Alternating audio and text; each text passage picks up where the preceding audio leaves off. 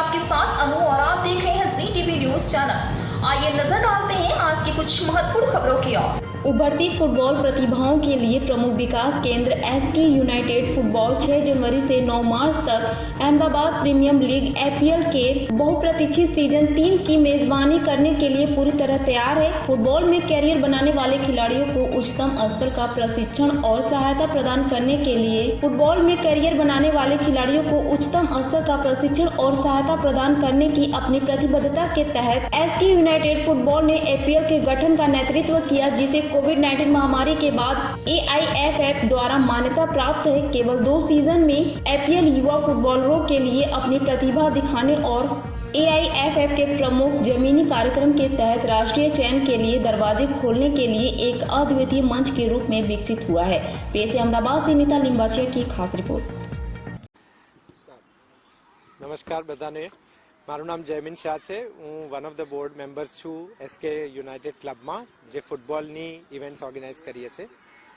SK United immediately Covid pandemic પછી તરત start થયેલી ક્લબ હતી। પહેલાં અમારી પાસે 4 છોકરાઓથી સ્ટાર્ટ કરેલું, અત્યારે we have more then 150+ students અને હજી કાઉન્ટિંગ કરીએ છીએ। આ દરમિયાન અમને લાગ્યું કે ફૂટબોલનો રસ જે નાના છોકરાઓમાં બહુ જ વધી રહ્યો છે, એ બેઝ પર અમે એક ઇવેન્ટ પ્લાન કરી હતી એ જ વખતે પેન્ડેમિકને પછી, જેને કહેવાય છે એપીએલ, અમદાવાદ પ્રીમિયર લીગ।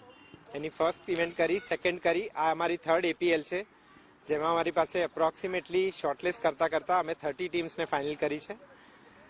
આ ઇવેન્ટ ચાલુ થાય છે 6 જાન્યુઆરીથી દર શનિવાર ને રવિવારે, શનિવાર સાંજથી રવિવાર સવાર ને રવિવાર સાંજ સુધી 30 ટીમ્સ એકબીજા જોડે અંદર રમે છે, જેમાં કેટેગરી અંડર 9, અંડર 11 ને અંડર 13 ની કેટેગરીમાં ટીમ સિલેક્ટ થઈ છે।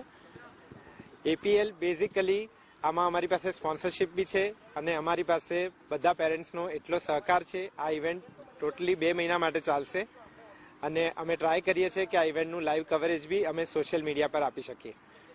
આ દરમિયાન અમારી પાસે એપીએલ ચાલુ થવાના જે ન્યૂઝ બહાર પડ્યા એના પછી બી અમારી પાસે ખૂબ બધી પેરેન્ટ્સની ઇન્ક્વાયરી, સ્કૂલ્સની ઇન્ક્વાયરી આવી છે કે એમને ઇન્ક્લુડ કરીએ। તો નેક્સ્ટ યર અમારો પ્લાનિંગ એ છે કે અમે એનું એપીએલનું લોન્ચ એટલીસ્ટ 3 મહિના પહેલા ચાલુ કરી દઈશું, જેનાથી જેટલું બને આ ઇવેન્ટને એટલી મોટી વિશાળ બનાવી શકીએ।